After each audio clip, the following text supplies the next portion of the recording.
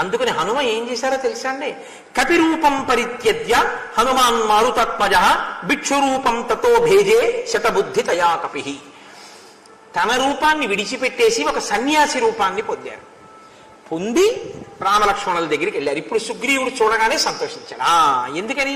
మొన్న మీతో నేను చెప్పా, ఎవరితోనైనా అబద్ధం చెప్తారేమో కానీ సన్యాసితో చెప్పవలసిన అవసరం ఏమి ఉండదు. ఎందుకంటే ఆ లోకం అలా నమ్ముతుంది. సన్యాసి అన్నవాడికి లోపల ఏమి సంకుచితత్వం ఉండదు. సన్యాసి అనేటటువంటి వాడు అన్నిటినీ విడిచిపెట్టిన వాడై ఉంటాడు అని. అన్నీ విడిచిపెట్టి ఈశ్వర కార్యమునందు మాత్రమే, ఈశ్వరుడి గురించి ఆత్మానుసంధానమునందు ఉంటాడు అని. అందుకే అగ్నిహోత్రం కూడా చేయరు. అందుకే సన్యాసి శరీరాన్ని కాల్చరు. కారణం ఏమిటంటే అగ్ని విడిచిపెట్టేస్తాడు సన్యాసి. తను ఎప్పుడూ ఇంకా అగ్నిహోత్రాన్ని ముట్టుకోడు. అందుకే సన్యాసి వల్ల లోకానికి భయం ఉండదు. అగ్నిహోత్రం మనం చేస్తాం, తెల్లవారులు వేస్తే వంటన్నా చేస్తాం, అందులోకి వచ్చి ప్రాణులు పడిపోతాయి. పైగా ఉడికించినప్పుడు ప్రాణులు కొన్ని దాంట్లో ఉన్నవి ఉడికిపోయి చచ్చిపోతాయి. ఓ వంకాయలో పురుగు ఉందనుకోండి, నేను చూడలేదండి అని ఉడికించేస్తే చచ్చిపోతుంది. అది బియ్యంలో పురుగులు ఉన్నాయనుకోండి చచ్చిపోతాయి. కాబట్టి ఆ తర్వాత అన్నంలోకి వచ్చిన తర్వాత తీసి పారేస్తాం. నేనే అలా తిన్నట్టు మీరు తిననట్టు ఎప్పుడు మొహం పెట్టకండి, మీకు వచ్చే ఉంటుంది. కానీ మీరు అలా నటిస్తున్నారు అంతే. కాబట్టి మనం అగ్నిహోత్రం చేస్తే కొన్ని క్రిములు మరణిస్తాయి. సన్యాసి వల్ల ఆపాటి భయం కూడా ఉండదు. ఎందుకంటే అసలు ఆయన జీవితంలో ఇంకా అగ్నిహోత్రం చేయడు. అంటే అంతగా భయరహితమైన స్థితిలో ఆయన జీవిస్తాడు. అంత భయరహితమైన స్థితిని లోకానికి ఇస్తాడు. కాబట్టి ఇప్పుడు సన్యాసికి అబద్ధం ఎవరు చెప్పరు, ఆ అవసరం ఎవరికి ఉండదు. కాబట్టి ఇప్పుడు సన్యాసిగా వెడుతున్నాడు కాబట్టి ముందు సుగ్రీవుడికి ధైర్యం. కాబట్టి కపిరూపం పరిత్యజ్య హనుమాన్ మారుతాత్మజ భిక్షురూపం తతో భేజే శతబుద్ధి తయా కపి. లోపల ఒకటి పెట్టుకుని పైకి అసలు రహస్యం కనిపెట్టడానికి కపట బుద్ధితోటే సన్యాసి వేషం కట్టారు. మహర్షికి ఏమి అనుమానాలు ఏమి ఉండవండి, ఉన్నది ఉన్నట్లు మాట్లాడేస్తారు. శతబుద్ధి తయా కపి. ఆయన ఆ కపి అంటే హనుమ శతబుద్ధి తయా, ఆయన కపట బుద్ధితో పైకి వేషం ఒకటి లోపల ఒకటి పెట్టుకునే వెడుతున్నారు అని చెప్పారు ఆయన. తతస్స హనుమాన్ వాచ శ్లక్షణయా సుమనోజ్ఞయా వినీతవదుపాదమ్య రాఘవౌ ప్రణిపత్యచ. ఆయన రామలక్ష్మణుల దగ్గరికి వెళ్ళారు. ఇదే కిష్కింధకాండలో చాలా ఆశ్చర్యకరమైన విషయం. వెళ్ళి ఆ రామలక్ష్మణుల్ని ఇలా చూశారు. చూడగానే ఈయన వాళ్ళ కాళ్ళ మీద పడిపోయి నమస్కారం చేశారు. చెయ్యొచ్చా? అలాగా చేయకూడదు. సన్యాసి గృహస్థుకి నమస్కారం చేయకూడదు. ఎందుచేత అంటే శాస్త్రంలో అంతే, సువృత్తోవా దురుత్తోవా మూర్ఖ పండిత ఏవచ కాషాయదండ మాత్రేణ ఇతి పూజ్యో న సంశయ. ఆయన మంచివాడా చెడ్డవాడా వదిలేయండి, ఆయనకి ఏమైనా తెలిసా తెలియదా వదిలేయండి. కాషాయ బట్ట కట్టుకుని చేతిలో దండం పట్టుకుంటే యతి పూజ్యో న సంశయ, గృహస్థ ఆయనకే నమస్కారం చేయాలి తప్ప గృహస్థుకి సన్యాసి నమస్కారం చేయరు. ఎందుకంటే అది తురియాశ్రమం, 4వ ఆశ్రమం, వాళ్ళు గృహస్థుకి చేయకూడదు. కానీ సన్యాసి రూపంలో ఉన్న హనుమ గృహస్థాశ్రమంలో ఉన్న రామలక్ష్మణులకి ప్రణిపాతం చేశారు. ధర్మాత్ముడైనటువంటి రాముడు ఏమనాలి? అదేంటండి మీరు నాకు నమస్కారం చేయటండి సన్యాసి అనాలి కదా. అనలేదు సరికదా. సంపూజ్య విధివద్వీరో హనుమాన్ మారుతాత్మజ ఉవాచ కామతో వాక్యం మృదు సత్య పరాక్రమం. పోనీ ఏ శబరిలాగో ఎదురు చూస్తున్నటువంటి వాళ్ళు ఒక దివ్యమైనటువంటి జ్ఞానము చేత తెలుసుకున్న వాళ్ళు రాముడెవరో అందుకుని పూజ చేస్తున్నారా? అలా వచ్చినట్టు హనుమ మీకు కథలో కూడా లేదు. శతబుద్ధి తయా కపి, లోపల ఒకటి పెట్టుకుని పైకొక వేషం కట్టి వెళ్ళారని చెప్తున్నారు మహర్షి. అటువంటి వారు వెళ్ళగానే ప్రణిపాతం చేసి నమస్కారం చేసి పూజ చేసి మాట్లాడుతున్నారు. అంటే తన జీవితంలో మొట్టమొదటిసారి రామలక్ష్మణుల్ని చూడగానే హనుమ హృదయంలో పాలు పొంగినట్టు భక్తి ఒక్కసారి పొంగింది. నా జీవితం ఈయనకే అంకితమైపోతోంది, ఈయనే నా ఆరాధ్య దైవం, ఈయననే నేను ఉన్నన్నాళ్ళు, నా అవతారం ఉన్నన్నాళ్ళు నేను ఈయన్నే సేవిస్తాను. ఇది మొదటి పరిచయంలోనే ఆయనెవరో ఈయనకి లీలామాత్రంగా భాషించిందంతే. తత్కారణము చేత ఆయన వెంటనే కొన్ని ప్రశ్నల రూపంలో మాట్లాడడం మొదలుపెట్టారు హనుమ. రాముడు కానీ లక్ష్మణుడు కానీ జోక్యం చేసుకోరు, ఇద్దరు వింటున్నారు. ఆయన అన్నారు, మీరు ఇద్దరు రాజర్షులులా ఉన్నారు, మీరిద్దరూ దేవతల్లా ఉన్నారు. మీ ఇద్దరు చాలా విపరీతమైన తేజస్సుతో ఉన్నారు. మీరు నడిచి వస్తుంటే మృగాలన్నీ భయపడిపోతున్నాయి. మీరు నడిచి వస్తుంటే వానరములన్నీ భయపడిపోతున్నాయి. మీరు జటావల్కములు ధరించారు. ఈ పంపానది తీరం అంతా మీరు నడిచి వస్తుంటే శోభిల్లుతోంది. కానీ మీరు నిట్టూర్పులు విడుస్తున్నారు. మీరు ఈ చెట్ల వంక పదే పదే చూస్తున్నారు. ఈ పర్వతముల వంక చూస్తున్నారు. మీ నడక చూస్తే సింహంలా ఉంది. మీ యొక్క పరాక్రమం చూస్తే వృషభంలా ఉంది. మీరు చాలా విశాలమైనటువంటి వక్షస్థలంతో ఉన్నారు. ఇంద్రధనస్సుల్లాంటి ధనస్సులు పట్టుకున్నారు. అక్షయమాన తూణీరములు పట్టుకున్నారు. పాములు బుస కొడితే ఎలా ఉంటాయో మీ బాణములు చూస్తే అంత పదునుగా, పాముల యొక్క తీక్షణత ఎలా ఉంటుందో అలా ఉన్నాయి. ఏనుగు తొండాలు ఎలా ఉంటాయో అలా మీ చేతులంత పొడుగ్గా ఉన్నాయి.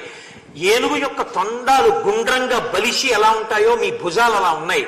మీరు జటావల్కములు ధరించారు. సూర్యచంద్రులు ఇద్దరూ నడిచి వస్తే ఎలా ఉంటుందో మీ ఇద్దరు అలా ఉన్నారు. మీరు చాలా దివ్యమైన రూపాలతో ఉన్నారు. సింహపరాక్రమంతో ఉన్నారు. చక్కని మూపులతో ఉన్నారు. దుర్గమారణ్యంలో కాలినడకన వెడుతున్నారు. మీరు ఆజానబాహులై ఉన్నారు. ఇంత అందమైన భుజాలున్న మీరు మీ భుజముల యొక్క సౌందర్యాన్ని ఆచ్ఛాదించడానికి ఆభరణములను ధరించి ఉండాలి. కానీ మీరు ఆభరణములు ఎందుకు ధరించలేదు? వింధ్యాద్రి, మేరు పర్వతము మొదలైన పర్వతములతో కూడినటువంటి ఈ భూమండలాన్నంతటినీ కూడా పరిపాలించగలిగినటువంటి తేజస్సు మీ ఇద్దరి యందు ప్రకాశిస్తోంది. కానీ మీరు ఈ భూమి మీద కాలినడకన నడిచి వెడుతున్నారు. ఇది ఒకదానికొకదానికి పొంతన లేదు. మీ యొక్క ధనస్సులు చూస్తే భయం వేస్తోంది. పోతపోసి కరిగించినటువంటి బంగారము చేత అవి పైన పూతలు పూయబడి ఉన్నాయి.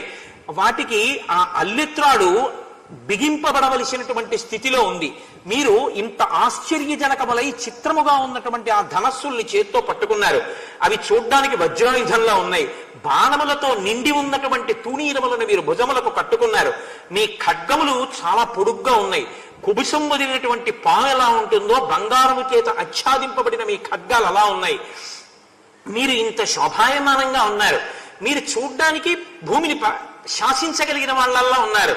కానీ మీరు ఎందుకో చుట్టుపక్కల చూస్తూ నిట్టూర్పులు విడిస్తూ ఈ భూమి మీద నడుస్తున్నారు. ఒకదానికి పొంతన కనపట్టలేదు. నాకు మీరు అర్థం కావట్లేదు. మీ తేజస్సు ఇలా ఉంది. మీరింత శోభస్కరంగా ఉన్నారు. నేను మిమ్మల్ని అడుగుతూనే ఉన్నాను. మీరు నాకు జవాబు చెప్పట్లేదు. మీరెవరో నాకు చెప్పండి అన్నారు. ఆయనకి తెలియకుండానే మొట్టమొదటిసారి రామలక్ష్మణుల్ని చూడగానే ఆయన హృదయంలో ఒక పొంగి స్తోత్రం కింద పైకి ప్రవహించేసిందంటే, ఆపాదమస్తకం పాదముల దగ్గర నుంచి శిరస్సు వరకు వర్ణన చేస్తూ అంతర్గతమైనటువంటి తేజస్సుతో సహా వాళ్ళు ఎంతటి ధర్మాత్మలో, ఎంత ప్రకాశమున్నవారో, వారు ఏమి చేయడానికి యోగ్యులో తెలుసుకున్నవారై వారు దేవతామూర్తులతో సమానమైన వారు అని చేసినటువంటి ఆ స్తోత్రాన్ని విని సంతోషించాడు రామచంద్రమూర్తి. అప్పుడు ఆయన అంటారు, ఏవం మాం పరిభాషంతం కస్మాద్వై నాభిభాషద. నేను మాట్లాడుతూనే ఉన్నాను, మీ ఇద్దరూ నాతో మాట్లాడటలేదు. సుగ్రీవో నామ ధర్మాత్మ కశ్చిద్వానరయూధవ వీరో వినిగృతో భ్రాత్ర జగద్భ్రమతి దుఃఖిత. ఈ ఋష్యమూక పర్వత శిఖరం మీద సుగ్రీవుడు ఉన్నాడు. ఆయన అన్నగారు వాలి. ధర్మాత్ముడైనటువంటి సుగ్రీవుణ్ణి వాలి రాజ్యం నుంచి వెళ్ళగొట్టి రాజ్యాన్ని సుగ్రీవుడి భార్య రుమని కూడా హస్తగతం చేసుకున్నాడు. ప్రాప్తోహం ప్రేషితస్తేన సుగ్రీవేణ మహాత్మన రాజ్ఞా వానర ముఖ్యానాం హనుమాన్ నామవానర. అదిగో ఆ సుగ్రీవుడు పంపిస్తే నేను వచ్చాను. ఇది చెప్పమని చెప్పారా? ఇది చెప్పమని చెప్పలేదు సుగ్రీవుడు. కానీ ఆయనకి దర్శనం చేయగానే ఎంత నమ్మకం వచ్చిందంటే, నేను మాట్లాడినా సత్యం చెప్పేసినా నాకు వచ్చేటటువంటి ఇబ్బంది ఏమీ ఉండదు. కాబట్టి సుగ్రీవుడు నన్ను పంపాడు, నేను మీ దగ్గరికి వచ్చాను. నేను సుగ్రీవుడి యొక్క మంత్రిని. నా పేరు హనుమ అంటారు. యువాభ్యాం సహ ధర్మాత్మ సుగ్రీవ సఖ్యమిచ్చతి తస్యమాం సచివం విత్తం వానరం పవనాత్మజం. మీరు నా ప్రభు అయినటువంటి సుగ్రీవుడితో స్నేహం చేస్తే బాగుంటుంది. మీ ఇరువురు సుగ్రీవుడితో స్నేహం చెయ్యాలి అని నేను కోరుకుంటున్నాను. భిక్షురూప ప్రతిచ్ఛన్నం సుగ్రీవ ప్రియకామ్యయ ఋష్యమూకాదిహ ప్రాప్తం కామగం కామరూపిణం. నేను సన్యాసి వేషంలో ఉన్నానని మీరు అనుకుంటున్నారు, కానీ నేను సన్యాసిని కాను. ఇది వేషం కట్టానంతే. నాకు కామరూపం తెలుసు. కాబట్టి సన్యాసి వేషం వేసుకుని మీ దగ్గర సత్యం తెలుసుకోవడానికి వచ్చాను. నేను యథార్థానికి వానరాన్ని. నేను ఎక్కడికైనా సరే ఎగిరి వెళ్ళగలను. ఏ రూపం కావాలంటే ఆ రూపాన్ని పొందగలను అని తను సన్యాసి వేషంలో ఉన్నాను అన్న విషయాన్ని చెప్పేశారు రామలక్ష్మణులతోటి. అంటే ప్రభు కార్యం మీద వచ్చిన సుగ్రీవుడి దగ్గర నుంచి బయలుదేరి వచ్చి సుగ్రీవుడికి అపకారం కలిగేటట్టుగా ప్రవర్తించడం హనుమ యొక్క ఉద్దేశ్యం కాదు. అసలు వారి తేజస్సులు చూడగానే ఆయనకి అంత విశ్వాసం వచ్చేసింది. ఇక వీరి దగ్గర దాచక్కర్లేదనుకున్నారు. ఉన్నదున్నట్టు చెప్పేశారు. రాముడు అన్నాడు, తమభ్యభాష సౌమిత్రే సుగ్రీవ సచివం కపిం వాక్యజ్ఞం మధురైర్వాక్యై స్నేహయుక్తం అరిందమ. రాముడు హనుమతో మాట్లాడలేదు. లక్ష్మణుడి వంక చూసి అన్నారు, లక్ష్మణ చూశావా ఎంత అందంగా మాట్లాడాడో. సుగ్రీవుని యొక్క సచివుట్ట, మంత్రిట, వాక్యజ్ఞం, తను మాట్లాడుతున్న మాట యొక్క అర్థాన్ని తాను బాగా తెలుసుకుని మాట్లాడినటువంటి వాడు, ఆ మాట మధురంగా మాట్లాడినటువంటి వాడు. నా ఋగ్వేద వినీతస్య నా యజుర్వేదధారిణ నా సామవేద విదుష శక్యమేవ ప్రభాషితం. ఋగ్వేదం తెలియనివాడు, యజుర్వేదం తెలియనివాడు, సామవేదం తెలియనివాడు ఇలా మాట్లాడలేడు. అయితే ఇక్కడ ఒక చిత్రం, హనుమ మాట్లాడిన మాటల్లో ఋగ్వేదం, యజుర్వేదం, సామవేదం ఎక్కడున్నాయి? మరి రామచంద్రమూర్తి ఎలా చెప్పగలిగారు ఈ మాట? ఆ 3 వేదాలు తెలిస్తే తప్ప ఇలా మాట్లాడలేడు అని ఎలా అన్నారు అంటే, ఋగ్వేదంలో రుక్కులు అంటారు ఆ శ్లోకములను, ఆ మంత్రములను. అవి దేవతలను స్తుతి చేస్తాయి. దేవతలను స్తుతి చేసేటటువంటి ఆ మంత్రములకే రుక్కులని పేరు. ఆ రుక్కుల యొక్క సమూహములకు స్తుతి అయితే సూక్తము అంటారు. సూక్తము అంటే సుఉక్తము, బాగుగా చెప్పబడినది. శ్రీ సూక్తం, పురుష సూక్తం, ఏదో భూ సూక్తం, నీణా సూక్తం, అలా సూక్తం అంటాం. అంటే బాగుగా చెప్పబడినది. ఇప్పుడు ఋగ్వేదంలోనే సూక్తములన్నీ ఉన్నాయి, అంటే స్తోత్ర పాఠములన్నీ, అవి బాగా చెప్పినవి. అందుకని ఇంకా మనం చెప్పక్కర్లేదు, ఆ సూక్తం తీసుకుని మనం చెప్పి పూజ చేస్తాం. శ్రీ సూక్త విధానేనా అంటుంటాం కదా, పురుష సూక్త విధానేనా అంటూను. యజుర్వేదం యజ్ అంటే పూజించుట, కర్మకి సంబంధించింది. అందుకే యజ్ అంటే పూజించుట, ఆరాధించుట. యజ్ఞం అన్న మాట ఈ ధాతువులోంచే వచ్చింది. ఋగ్వేదంలో ఉన్నటువంటి సూక్తాన్ని తను స్వీకరించి వాక్కుగా వాడి, యజ్ఞం అంటే ఒక క్రతువుని నిర్వహించి ఒక కర్మ చేసి ఏ ప్రయోజనమును సిద్ధింపచేసుకోవాలో ఆ ప్రయోజనాన్ని సిద్ధింపచేసుకోవడానికి మీరు చేసేటటువంటి ఒక కర్మకి యజ్ఞము అని పేరు. అది అగ్నిహోత్రంతో కూడినదై ఉండొచ్చు, లేదా మీరు యజ్ఞ సమానంగా ఒక పూజని చేసి ఉండి ఉండవచ్చు. సామ అంటే మనస్సుకి శాంతినివ్వగలిగినదేదో దానికి సామ అని పేరు. సామవేదం అంటే మనసుకి శాంతినివ్వగలిగినది, అంటే దీర్ఘాలతో ఉంటుంది. ఇప్పుడు శాంతమైనటువంటి మనసు వలన సౌఖ్యం పొందేటట్లు చేయగలిగినటువంటి వేదం సామవేదం. నా ఋగ్వేద వినీతస్య నా యజుర్వేదధారిణ నా సామవేద వినీతస్య అని రామచంద్రమూర్తి అన్నారు అంటే దానికి కారణం ఏమిటో తెలుసా అండి? ఈయన కనపడుతున్నటువంటి నా నరస్వరూపము వెనక ఉన్నటువంటి తేజస్సుతో కూడినటువంటి అసలు రహస్యాన్ని, అవతారాన్ని తెలుసుకోగలిగినటువంటి వాడు. ఒక నరుడిగా మాట్లాడినప్పుడు నా తేజస్సు సక్రమముగా అర్థమై దాన్ని స్తుతించగలిగిన వాడు, దీనిని పూజించడం తెలుసున్నవాడు. అందుకని భూమి మీద పడి ప్రణిపాతం చేశాడు ఆయన. ప్రణిపాతశ్చ అంటే మీకు గొప్ప పూజ్యభావన కలిగితే ఇక భూమి మీద మెల్లగా వంగి మోకాళ్ళు ఉంచి చేతులు ఉంచి పడకుండా, దీన్ని ఇలా పడేశాననుకోండి ఇది డామ్మని పడిపోతుంది అంతే. అంతేగాని ఇదే మెల్లిగా మోకాళ్ళు ఉంచి చేతులు ఉంచి అలా ఏం పడదు, గబుక్కుని నిలబడిపోతున్నావు కర్రబడిపోయినట్టు. అలా పడిపోతే అంటే అసలు చూసి చూడగానే అబ్బా ఏమి పూజనీయులు లేపించి మీరు పడిపోయారనుకోండి, దానికి ప్రణిపాతం అంటారు. హనుమ ప్రణిపాతం చేశారు. ఇంత గొప్ప ప్రణిపాతం, పూజ, ఈ నమ్మకమే యజ్ఞం. కాబట్టి ఇప్పుడు ఈ యజ్ఞానికి ఒక ఫలితం ఉంది. ఏమిటా ఫలితం? నాకు సుగ్రీవుడికి స్నేహం, సుగ్రీవుడికి రాజ్యము కలగడం, భార్య కలగడం. నాకేమిటి సౌఖ్యం? సీతమ్మ జాడ తెలియడం, రావణ సంహారమునందు వాళ్ళలో యొక్క సైన్య బలం నాకు తోడుగా రావడం. కాబట్టి ఇది సాధించాడు ఆయన. ఆ రుక్కులను యజ్ఞముగా మార్చి, యజ్గా మార్చి, యజుర్వేదాన్ని దాంట్లోకి తీసుకొచ్చి కార్యసాధన చేస్తున్నాడు. ఈయన వచ్చి మాట్లాడితే నాకు మనశ్శాంతి కలిగింది. ఈయన యథార్థమును ప్రతిపాదిస్తున్నాడు. నేను సుగ్రీవుడితో స్నేహం చెయ్యాలని వెతుకుతున్నాను, సుగ్రీవుడితో స్నేహం చేసుకోండి తనే వచ్చాడు సుగ్రీవ సచివుడు. కాబట్టి నా మనసుకి సౌఖ్యము శాంతికి కారకమయ్యాడు. కాబట్టి లక్ష్మణ, ఋగ్వేదము యజుర్వేదము సామవేదము ఈయన మాటల్లో ఉన్నాయి. ఇది లేనివాడు ఇలా మాటలు తీసుకొచ్చి వేద ప్రయోజనాన్ని మాటలోకి తేలేడు. వేదములు బాగా తెలిసిన్నవాడు కాబట్టి వేదము యొక్క ప్రయోజనాన్ని తన మాటలలోకి తెచ్చి వేదముల యొక్క స్వరూపంగా శ్లోకాల్ని నా దగ్గర చెప్పగలిగినటువంటి ప్రజ్ఞతో భాషించాడు. ఈయన వ్యాకరణం బాగా తెలుసున్నవాడు. న్యూన వ్యాకరణం కృత్సం అనేన బహుధాశ్రితం బహు వ్యాహరతానేన నకించిదపి శబ్దితం.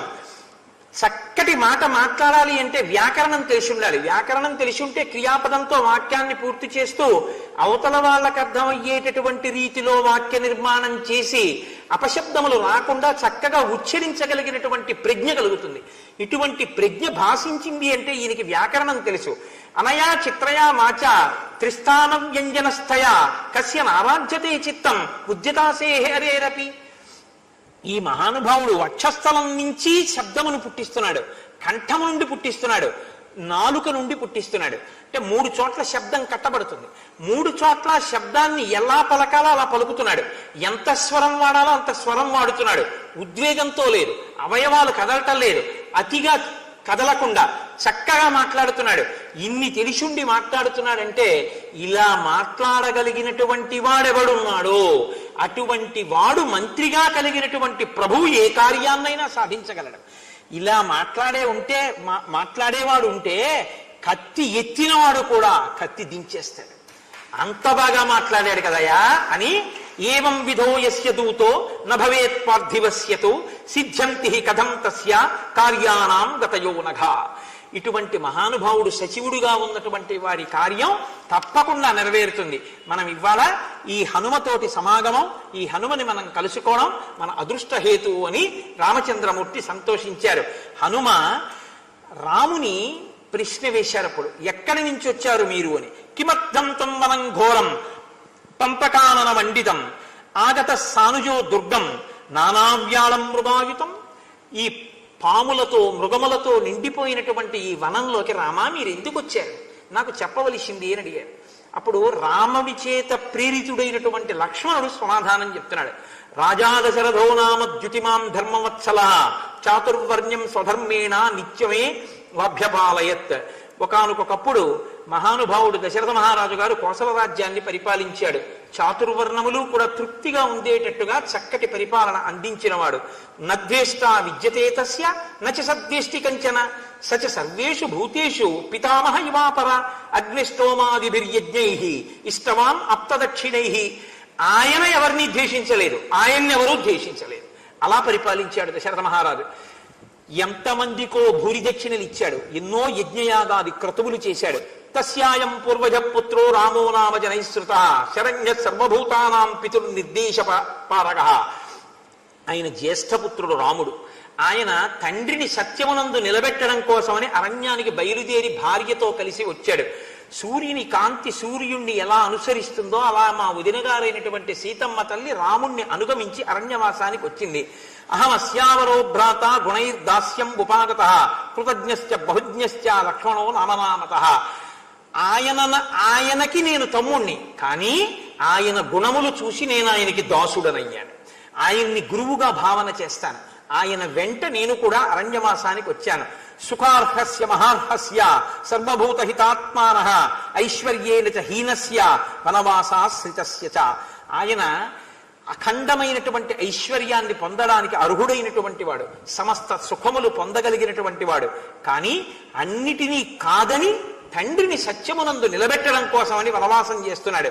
అటువంటి రామచంద్రమూర్తి యొక్క భార్యని ఈయన లేని సమయం, నేను లేని సమయం చూసి ఒక రాక్షసుడు అపహరించాడు. అతని వివరములు మాకు బాగా తెలియవు, కానీ ఆ రావణుడు అన్న పేరు మాకు తెలుసు, కబంధుడు చెప్పాడు.